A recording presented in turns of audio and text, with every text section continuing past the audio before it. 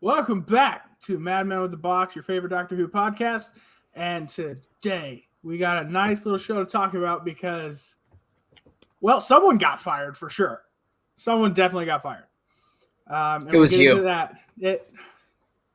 That's the third time. I swear to God. So first we got Salamander down low. Oz Chris. And I will use the volcanoes to destroy the world and take it over. My predictions are correct. My predictions are correct. And with that, let's get into the news. Pixel's not here. Nope. What would have made that better is if you had gone ahead and introduced Landry, even though he's not here again. So, first things up first, someone got fired. And without a doubt, it's because the interior of the TARDIS was leaked. So we're going to give spoilers on it. So if you don't want to see the interiors, we're just going to show it. Cool. Awesome. I had no option in this because I was like, okay, I'll just leave it to maybe the show. But then I remembered I'm following people who are definitely looking at the leaks, and I saw their likes, so I accidentally got it spoiled to me. So, but okay, this isn't showing it. It's a clip. It's not being shown. So if you don't want to see it, if you want to run away, you go ahead. You run away. It's your choice. You got the right. But if you do it, you're a pussy. Stay watch. Okay. that's one way to put it. Yeah. Sure. Let me go ahead and share the proper tab because that tab didn't actually show it. How about that? Jimmy be like, I'm all for consent, but that's the thing about comedy, though. Like, it's made to make things that are horrible into like stuff you can laugh at. Like Jeffrey Epstein's Island, absolutely horrible. But when you think about it. Okay, I'm pausing it here because that's pretty much the best look we've got. We can see it's going straight through ceiling to floor. Once again, the console it's got the round things. Well, it has a round thing. I love the round things. What are they? No idea. There you go. And it's got a platform as well. See, the thing is about this, there is a certain picture, and I'm actually going to scroll so you can go ahead and see some of the comments. Use some lighting. It could be pretty good. Someone's getting fired. Thanks, Kranich. And I swear I saw the concept art. No, go back up a little bit. Right there. What are the round things? No idea. I love it. Yeah. I love it. People got it. And this is the image that guy's seen on Discord, and I've seen it around too. One last I'm going to share. It's actually in the thumbnail though. So it is? I didn't see it. Well, that's why I hid it in the tweet. So that way if anybody didn't want to see it, they don't have to. But we can see right here. It looks like that's the 10th Doctor standing right there. It's got those little round things like in the picture that we just saw, as well as a jukebox. Just randomly a jukebox. Why not? Why not? What would he like? And also, going from the concept art, it looked like it would have been a bit higher. Because that set, it's just above ground, so that you can. I mean, they only have so much to like space. I mean, that's true. Yeah. Yeah. So I think it'll look. Yeah. So this reminded me exactly. Can we go back to the actual video? If you give me a second, yeah. One. Then we should be here. Oh my gosh! I can't believe you've done this.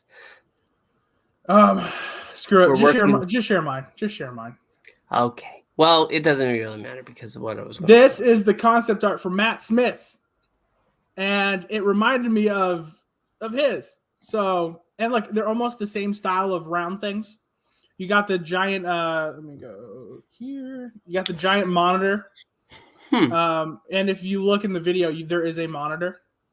It's like around the same area. It's pretty cool. Then you got, this concept art. It's almost the same, except for I kind of like how the light goes through it. No.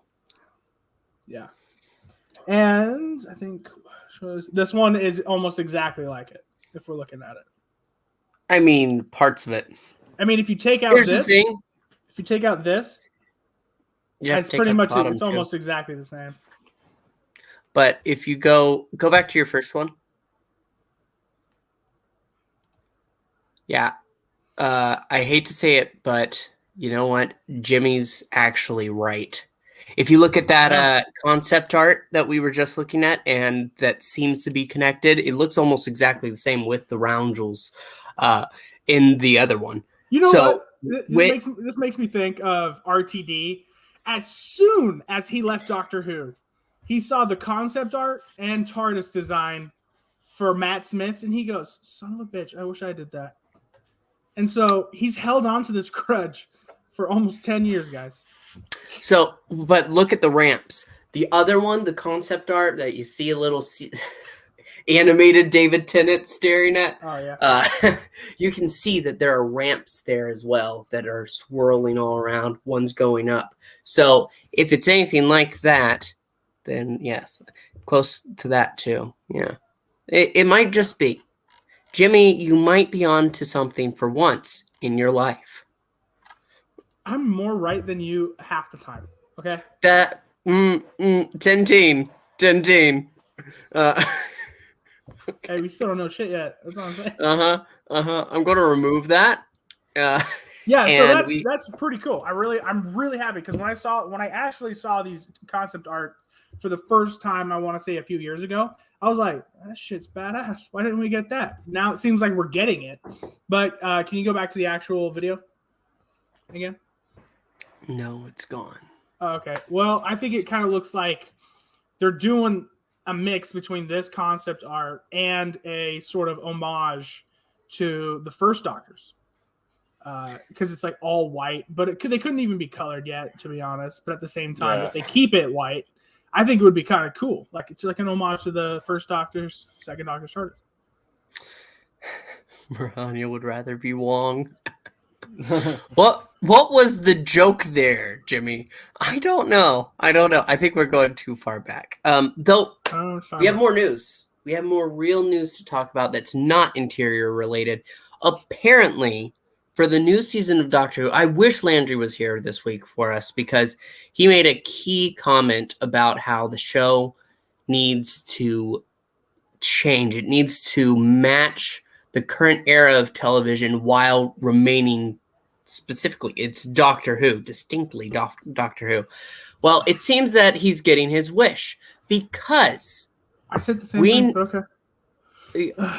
Okay, well, you might have, but but he apparently has announced, RTV has confirmed that the episodes will be 8 episodes a year with a Christmas special for. Did you guys read the article? His future? No. I did. He's saying you didn't even read the first part because I like this. It takes a while to get an empire into shape, but that's a serious plan. Annual Doctor Who, no gap years. There will be no years without Doctor Who. Now he said he's getting an empire into shape, which also means, I saw a leak that said he was only going to be there till 2025, and then he's going to be kind of like Kevin Feige for the rest of the Doctor Who universe. And I'm okay with that. I'm 100% down for that. And in the same article, he said right now he's writing the Christmas special on Christmas, but not for this Christmas. No. For 2024s. Which means we're going to have a Christmas special there too. That makes me so happy. Listen, every Christmas there was something very special about that day. I mean, presents, that's nice. Family, oh yeah, that's good. Doctor Who, that was my gift for the year. That would set everything up, and I don't think there's a single Christmas special that I dislike. Each one of them, I am able to enjoy to some capacity. Some of them are weaker than the others, but there's just something special about the Christmas specials. There's also some other. So, like I said, with a couple leaks from Doctor Who, Bad Wolf, they said he's only staying around till 2025. Yes. Now, that being said, we're getting in 2023 shooting David Tennant. Yes. And then 2024-ish later in the year, 2023 to 2024 and 2025, we're getting Ncuti Gatwa. So does that mean we're only getting 2 seasons of Ncuti? Who knows? I don't know. Listen. I know that we have been in the fashion for some time now of doctors leaving with their showrunners. I'm not sure that has to always be the case. I mean, come on. Tom Baker didn't. Yeah, exactly. Yeah. I mean, with New Who, if a doctor's leaving, usually the showrunner is also gone. Wait, that's not true. Matt Smith. Okay, the other way around. Fine. Yeah, there you go. Because with David Tennant, RTD left. With Capaldi, Moffat left, and then Jodie Chibnall left. Thank God. But yeah. Yeah, and there's also talks of Torchwood coming back and John Barrowman returning. I doubt it. I doubt it too, because this past week, it was Russell T Davies' wedding anniversary, 10-year anniversary, and he responded to Joe Martin and Ncuti Gatwa, but not John Barrowman. Now, if you look, 12 hours ago, he responded. Now, John Barrowman commented 11. So, okay, we'll give him a pass on that. But Ncuti Gatwa commented at the same time as John Barrowman. and then Russell T Davies was just like, yeah, I'm not going to say shit. Here. It's a case that's very sensitive, and associating themselves with John Barrowman can be potentially damaging. That's not saying that RTD is against John Barrowman. I think it's actually quite the opposite. I think he found his antics quite entertaining. I think most of the crew did, but it's just gotten to. The public didn't. The public does not. But I mean, if you hear about theater kids, there's a reason why there's jokes about theater kids. But so you know that too well, don't you, Pixel? Ha ha. But when it comes to this, I think it's just RTD trying to cover his era of Doctor Who, trying to keep it safe for right now.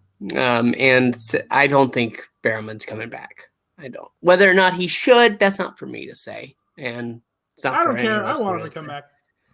I like John Barrowman. Anytime I see him, I just go, makes me happy. He's a good actor. What should I say? Let me change that. Anytime I see Captain Jack, makes me happy.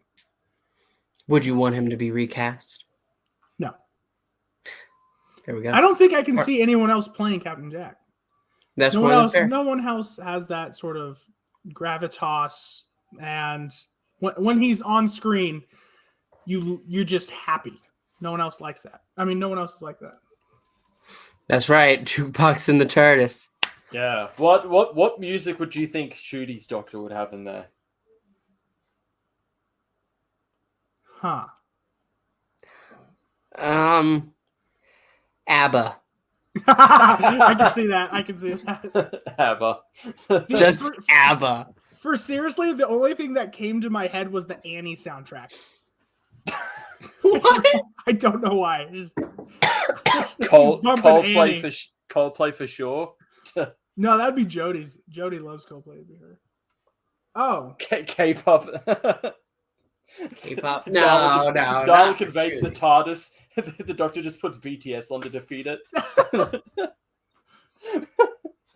I can see every time he at the end of a Doctor Who episode where he beats a Dalek or something, he'll put "Jump" by Van Halen on. That's what I can see. All right. Or no, whenever the master returns, you just put the bitches back again. So it's actually funny that you gone ahead and mentioned the master, because we can go ahead and discuss, apparently also from TV Zone at this point, they're saying far too much because I don't believe half of what they're saying now.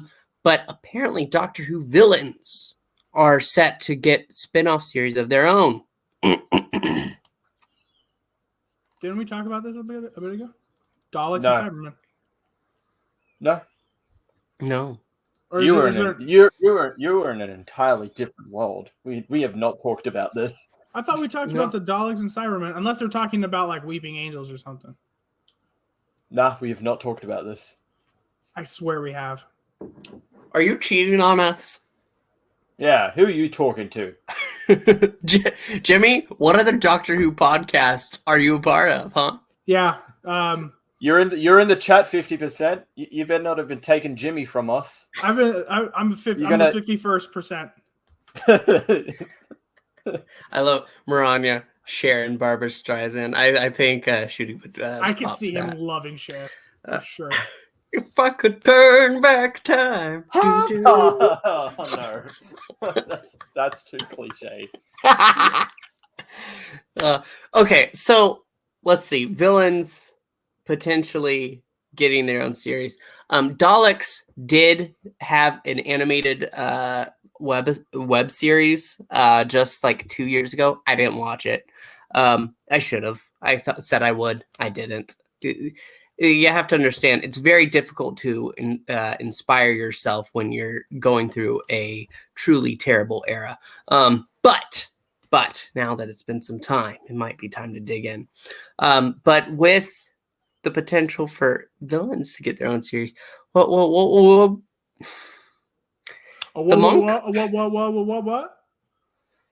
Yes, my favorite Doctor Who villain. That's right.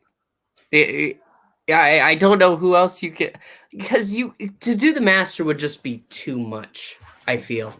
It's too easy. Far too easy. I wouldn't really have a problem with it, but it would be too easy. It's like, oh yeah. Now, if they did like a past master, say like they recast Roger Delgado's master, but they're still saying it's that master, or Matt Berry as Anthony Ainley's master. There you go. Like, who would you want to see? Doctor. Who would you want to see? Like, universe without the Doctor. What unspeakable. What villain would you want to see have like its own spinoff? I don't know, because the thing is, depending on the villain, they work much better in a Doctor Who episode against the Doctor. But giving them their own series, I don't know. A villain. If there was like a Weeping Angels spinoff, but it was just a horror story, sort of like Village of the Angels, the entire series, that'd be dope. Just like slowly, you see like people just start disappearing, and like the town sort of like dwindles a bit, and then they have to figure out what's going on. I think that'd be dope.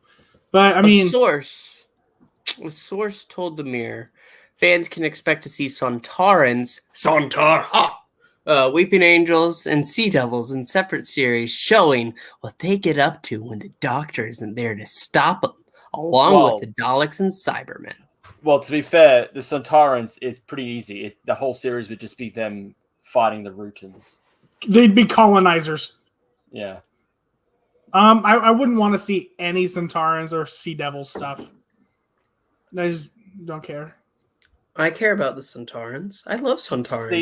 Anytime I get to see Dan in Doctor Who, Sontarans in Doctor Who's cool, but Sontarans by themselves would just be bland.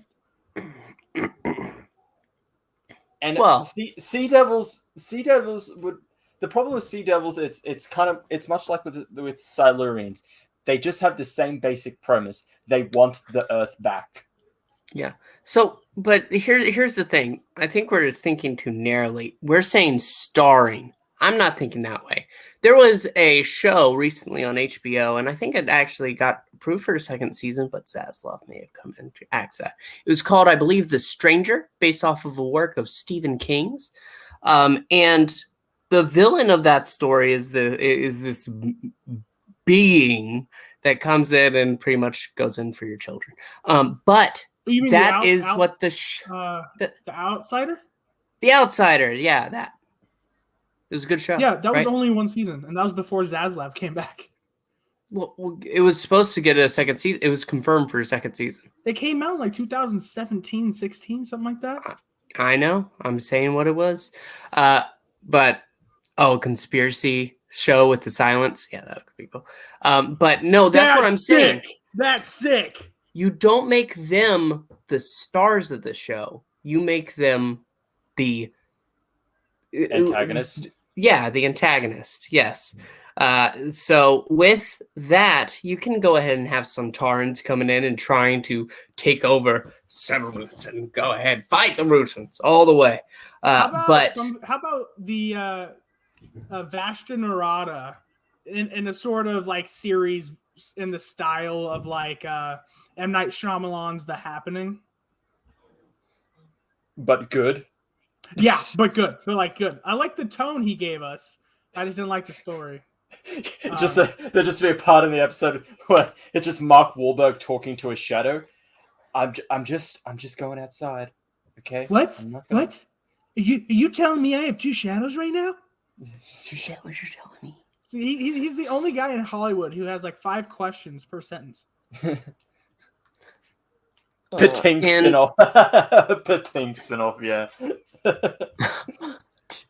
No, the Pating is the main antagonist for Grace. How many times do I have to say this?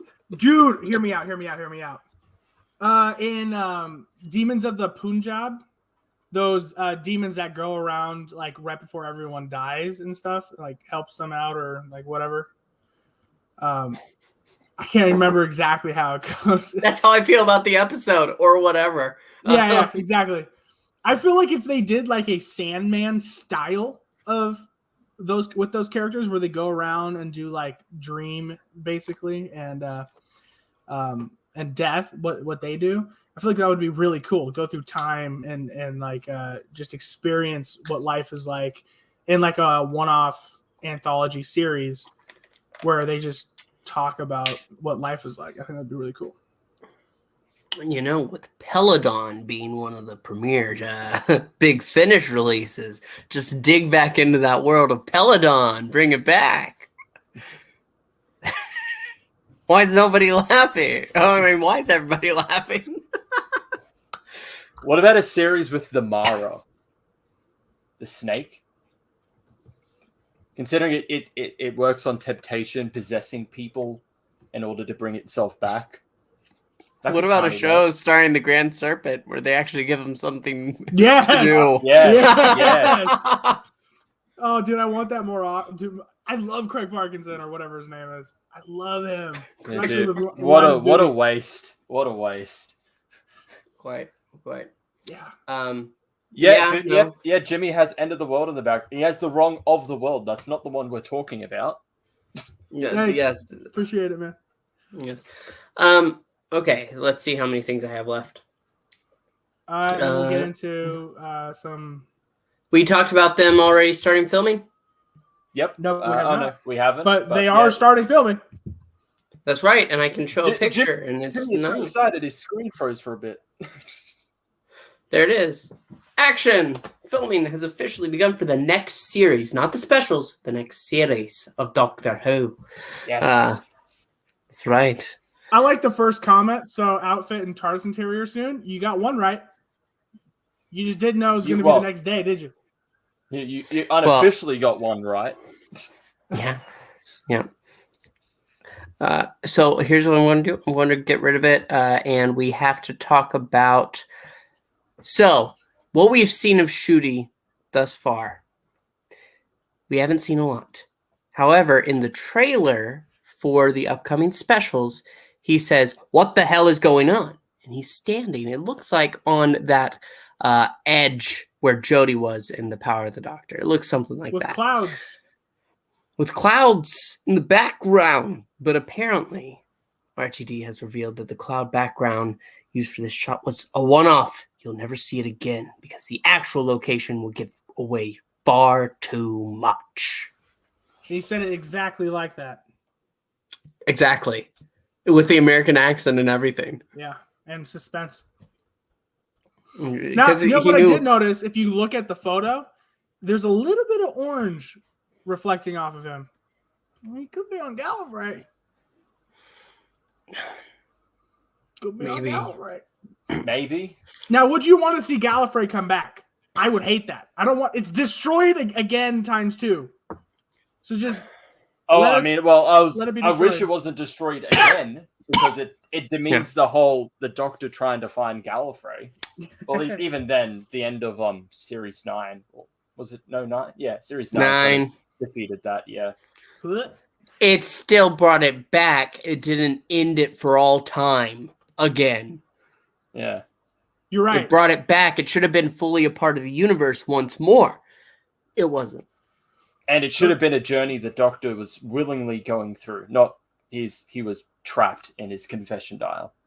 It's also an episode where the Doctor murders someone, but okay. Wow. The Doctor's murdered people before. He's murdered lots of things before. Yeah, but he never did it point blank range. Well, that was the point of the emotional moment, Jimmy. That's the context. He shouldn't have done it. That's the whole thing. This is like Batman. Batman doesn't kill. Except for the few times that he killed when he was first made. And then later on. And then maybe the Joker at the end of the Killing Joke. Yeah, later on. Later on. Uh-huh. Right. And guys, how many years are we into this? How many years are we into Doctor Who? How many? Almost 60.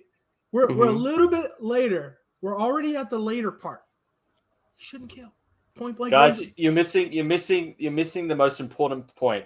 Jimmy, behind you is a Mark Gatiss episode. No. Woo! Fantastic episode right there. I can't. It's really not. It's really not. That's right.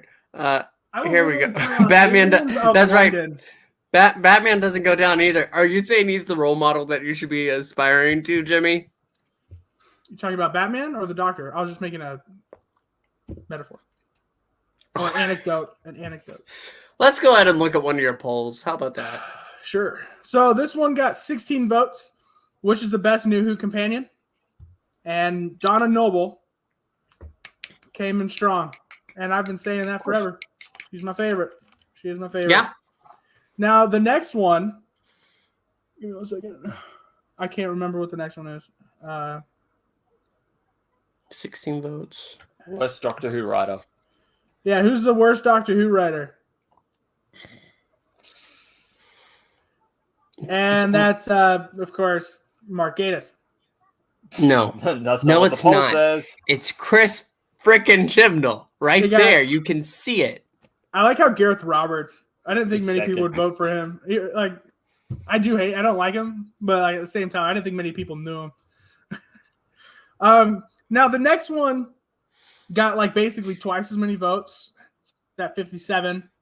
And what spinoff would you rather watch? Of course, everyone basically went with the Eighth Doctor.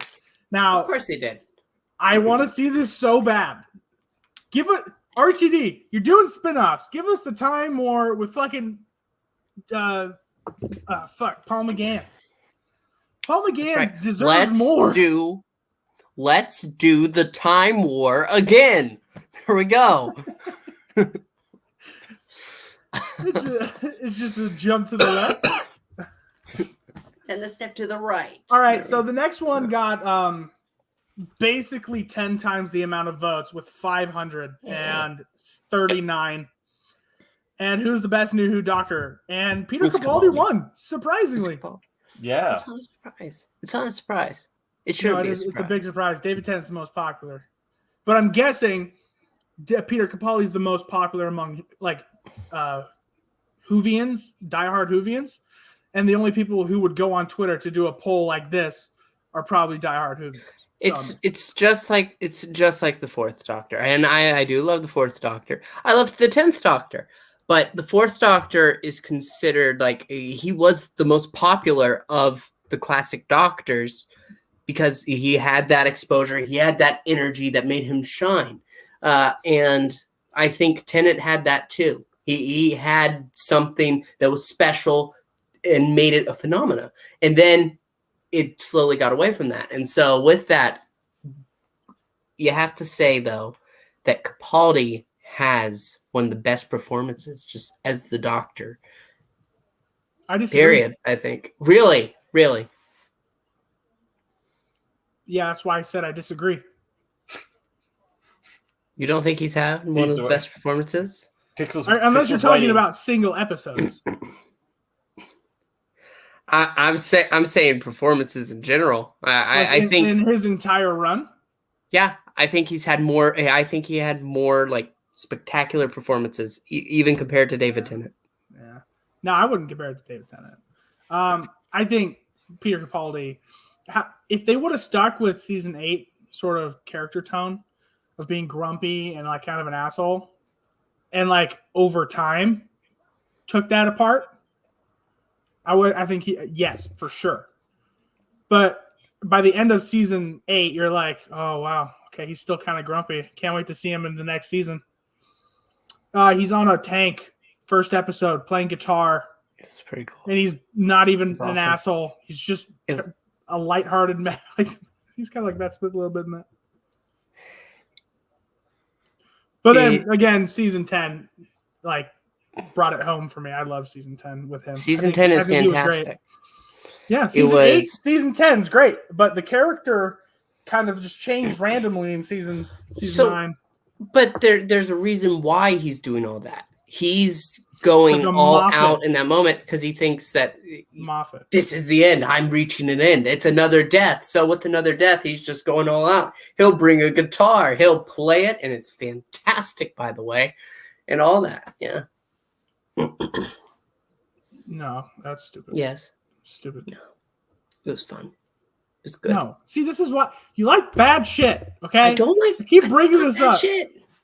You thought that was good, him playing a guitar?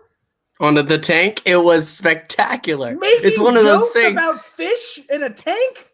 It's a pun? You know, you can tune a piano, but you can't tune a fish.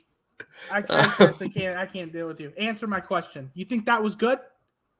Yeah, I do. Even especially with the context. With the context, yes. Because the whole point was that he's being this ridiculous as he is because of what was happening in that episode. And of course, he isn't dying. He isn't facing his death. He's not. He is going to have to face Davros, but he'll survive that. Of course, he does. But with that, you also have to keep in mind with him as a character, he's doing his best to avoid all that. It's what he's doing. So he's having fun. He's throwing himself a big party. It's good. That episode was the first sign of Jodie Whittaker. And let me explain. He left someone to die. A child, first of all. And then he went back and did it. Yeah, but like the first episode, because that's what I'm saying. It was like the first sign, and then of course Jodie Whittaker comes and she's just like, "Oh, you'll die? Okay, we'll see you later." But see, Jodie doesn't learn any lessons. She doesn't have any true lessons with her episodes, and if she does have an attempt of a lesson, they don't follow through. They don't come through to the end. Capaldi, by the end of the episode, there is something to go ahead and experience, to learn, to go with. And that was the whole thing. He had to face that. He didn't want to save him, but he knew he had to. It's just like you can't kill baby Hitler. It's just a baby. It's just a baby. It'll grow up to be Hitler. Go kill Hitler. All right, Kanye West. Let's kill Hitler. Call me Kanye West for saying you can't kill a baby? No, you can't kill baby Hitler. It's still a baby. And that's kind of the whole... All right, moving on. That's the whole conundrum. Last thing, Liberation of the Daleks. It is a comic that is going through the Doctor Who magazine. The first part came out with the last month's release. This month is the next part. I haven't read any of it. I want to. Is it written by Yes. Jody Houser? I don't know. No. Jody Houser's great. But it's the 14th Doctor. So it is David Tennant comic book, like actually.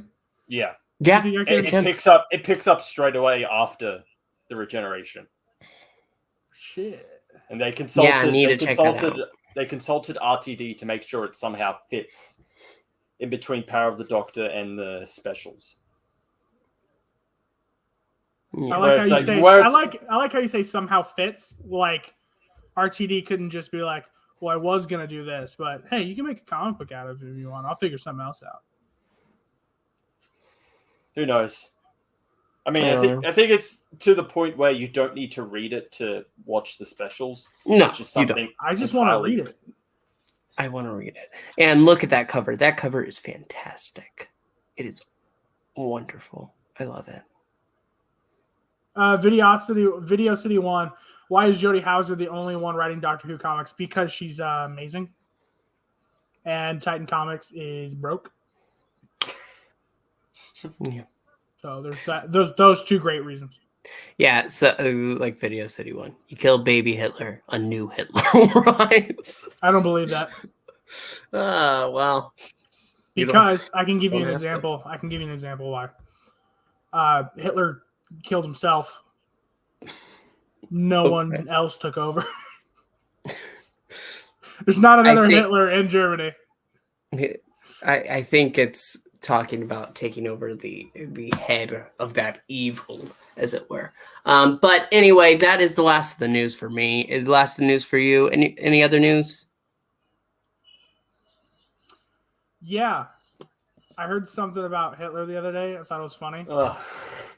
It was Hitler waged war on the world for 6 years. And then he married Ava Braun and then murdered himself the next day. Marriage is hard. Marriage is hard. That's what That was bad. That was.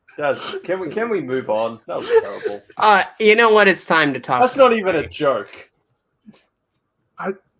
Hey, he couldn't make it to lunch. Anyway, let's go ahead and I'm going to pull up the picture right now so we can move on. Bring it home to us, Jimmy, the enemy of the world. Speaking of evil dictators. Yeah, I was just about to say, speaking of dictators. Yeah, literally. You know, this is actually a kind of a simile. And I can't think of the word. What's it? Kind of like a parody or something like that of Mussolini. Video City, no. Hitler, I barely know her. Okay, we got to answer Ed Brewer's question real quick. Would you rather? Would you rather have a little person doctor or a disabled doctor? I want a good actor. So nothing against disabled people. Jimmy, let's go. Hold on. But the person who played Willow would be an amazing doctor. That's the first thing that pops in my head. Warwick like, Davis. I don't know who that is. That's He was who played Willow. He was in Nightmare in Silver. He was the Emperor. Oh, that's the guy who played Willow. Oh, that's true. Yeah. And he can Either remember way, I want that person to be the doctor. Warwick Davis. And then you know how like he had a reason for Capaldi, like choosing that face. Like he chose to be Willow. For like he's like never come up too short or something. I don't know. Anyway, away from that. Yeah. How do we feel about, because this is what we're talking about, the enemy of the world with David Troughton. Oh, sorry, not David. Patrick Troughton. Actually, David Troughton is in this episode as a guard. Yeah. So it does have David Troughton. But it stars, the son. It stars Patrick Troughton, and he's facing off against Patrick Troughton It's a great episode. I'm seeing double here. So 4 Patrick Troughtons. I like how like basically he was just an analog for Mussolini. He even had like that German/Italian accent. Yeah, it was really funny. And Mussolini was short, so was Patrick Troughton. Isn't it supposed to be a Hispanic kind of accent? For sure it is. Well, oh yeah, he said Latin, Mexican, something like that. Yeah, Latin. Ramon Salamander. Ramon. Yeah, no, it's not Italian. But yes, I beg to differ. Okay, you beg to differ. Video City 1 does bring up a good point. How do we feel about it being set 4 years ago? What do you mean? Yeah. Yeah, the story set in 2018. Yeah, that's right. I did see it because it said the expiration date on the car said 2018. I was like, oh wow, she needs to get her tabs renewed. Okay, so I mean, it's pretty close. With this story, I have to say, I love it. This is one of those episodes that I've seen it before, obviously, so it was a rewatch. I forgot just how much I loved it. I knew it was good, but seeing double again. But I knew it was good. However, I didn't realize just how good until I saw it again. It's got just so much passion from Patrick Troughton, playing both the hero and the villain, even though they only get to be together in one scene. And I love the setting. Like, I obviously 2018 isn't like that. However, with how it's set in the Doctor Who world, it feels so good. I don't know what else to say. I mean, you have the heroes, and then you have the people you think are supposed to be heroes, and they aren't heroes. And it's really good to see people come out of the ground. Okay. This was absolutely fantastic. Go ahead, Pixel. There we go. Yeah, no, it was fantastic. No, I agree. I think with how many elements, I forgot about the underground people hiding because they thought the world had gone all nuclear. I forgot about that element until seeing it again. So when Roman goes down there, no, it's a terrible world out there while he's living a life of luxury. It just makes him all the more despicable. This is an exact perfect example of why people loved Doctor Who back then. Yes, they didn't have a lot of money. They used a Volkswagen bus instead it was a hovercraft. But the story was so good, they didn't care. That's exactly what I want. I want some like old stuff like this just to come back and be like, we're broke, but hey, we're gonna write some good shit. I wish, because I had seen this actually last week. It's been some time. But this is actually one of my favorites. My favorite Patrick Troughton story. I like it more than Tomb of the Cybermen, honestly. I think there's just so much strength in here. And it was great to see Jamie go ahead and have to act like, I think my brain turned off when you said what I heard you say. Can you say just one more time so I know I heard it correctly? Yeah, I like this more than Tomb of the Cybermen. Just one more time, please. I like this more than Tomb of the Cybermen. Okay. I don't think Chibnall is a good example to use. No, he's the only one with a gun, so. No, that hurts. I hate that. I hate that you said that because it's first off not true, and second, it's true. It's I just can't believe you. You're saying the best episode ever of Classic Who. You're like, of Troughton. I think this is one. I think this might be his best episode. Him as an actor, probably, but overall, no.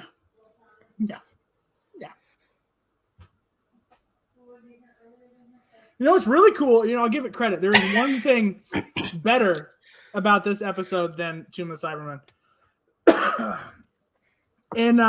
In this episode, the token black person in it was actually one of the heroes. It was great. Token black person. Say, Jimmy, she wasn't. Why did you say token? Because she was the only one there that was black. Doesn't make her a token. She was an actual character. She was full. That's literally like the definition of tokenism. I mean, no. But anyway. No, let me finish. Okay. In this, she was one of the heroes. In one story prior with Tomb of the Cybermen, the only black character was like a savage beast. So at least they upgraded.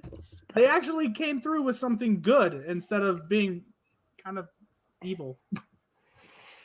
Well, I wouldn't say he was a savage beast. He was. They literally called him that. I don't remember them saying that. They call him a savage. That might have happened. But I was saying that it doesn't really compare. This one is absolutely a character. The other one was a device to go ahead and turn against their masters at the last second.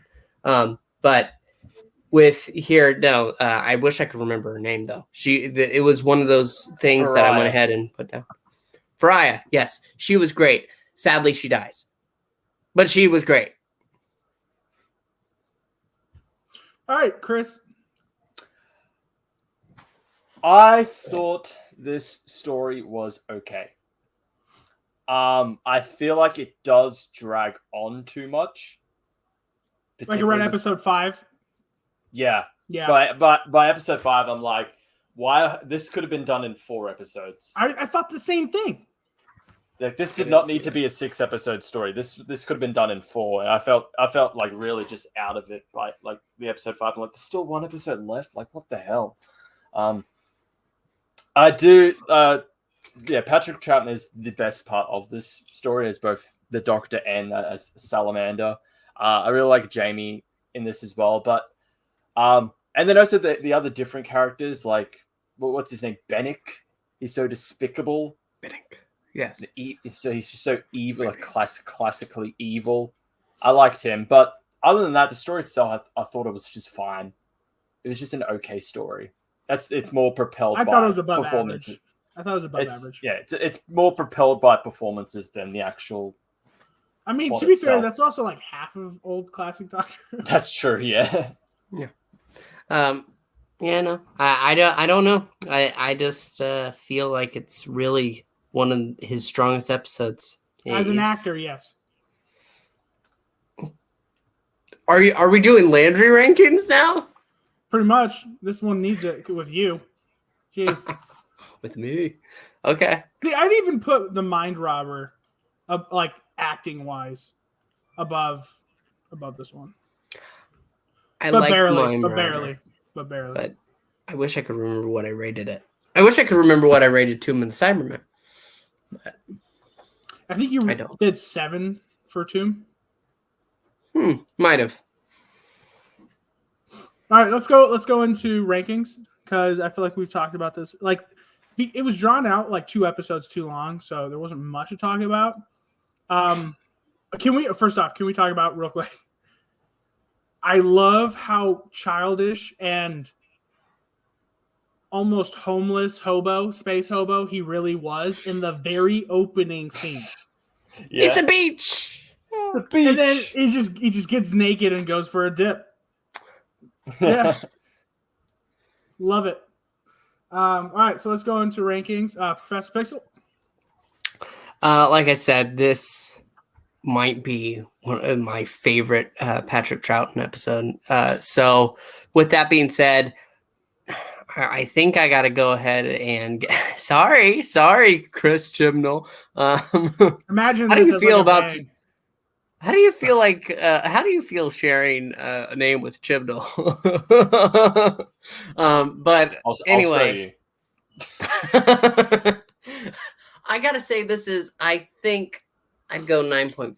I think I go 9.5. What? This may be the only real time I would absolutely disagree with you. This is not a 9.5 out of 10. I think it's 9.5. Story. No. I think with how it's setting. How many times do I have to prove myself that you like the bad stuff? I don't. Do. What do you really mean? I just like the bad stuff. No. It's very about the classical. Bad stuff. It's not. This isn't bad. We just said that. You don't like love it as Mark much. Gatiss. You think this is a 9.5 episode? I do. You I do. Hellbent. I think Jamie. I think Jamie goes ahead. He gets so much more to do in this episode than he does in, say, the episode prior, where what they're doing is basically, oh, come on, let's show you around to Victoria. Oh, let's look around. Come on, you can get into it. Are you talking about Tomb of the Cybermen? Yeah, that's what he's doing. No one's explored. Of course, they're gonna look around. No, I mean dragging Vicky along. But here, what he goes ahead, he has to get into a role as well as Jamie. And there are people who hate Jamie and say, "Oh, he does nothing. He's just there." He's the best but here, I agree, and I think this is one of those episodes that goes ahead and shows he goes full on in. And I think Patrick Troughton is great as both the hero and the villain. I think Bennick is great because he is supposed to be of the good side, but he's also a bad guy. The poor people are the ones that need rescuing, and the doctor, at the end of the day, is able to do that. You have the manager. Just described every Doctor Who episode ever. Sorry. The people are in need. The doctor saves them. He's able to do that with the help of the one. I wish I could remember his name. Actually, that might be Bennick. Who is the main villain? The one that was working with Salamander to keep those people down in the shelter. I don't remember the guy's name, but I know who you're talking about. I wish I could, because that was another element added on to the episode. There's so many avenues with the episode that you're learning who is good, who is bad. You are getting this political intrigue in this world that's supposed to be familiar, like, oh, it's a far off future. It was the far off future, but it's in the now. Obviously, there's this aged poorly, but it's great. I love this episode a lot for all the elements, for all the acting. You do not need you do not need aliens to, at the end of the day, to help fuel this story. You don't need that. You have just the strength of it. And I think genuinely 9.5. Yeah, you're still wrong. I can go into depth of about Chibnall episodes and talk about what they meant, but that's still, at the end of the day, the execution was abysmal. But this execution was not abysmal, and that's what It's better than Chibnall's, yeah, but it's not as good as it could have been. Wow. I do like this episode. I don't think you don't like it as much as I do, and that's fine. It's just not objectively that high. There's no objective of anything. You know what? Fine. You found something in it that I didn't. There you go. All right. Now, what do you rank it, Jimmy? 7.5. I think there could be an argument made for 8, but I don't think I'm the one to give it. So I think Patrick Troughton was the reason why it's up there. I think the first 3 episodes are the reason why it's up there. The next 2 after that were just okay. And then the final episode was solid. That's it. Okay. All right, Chris. I would have to give it a 6.5 out of 10.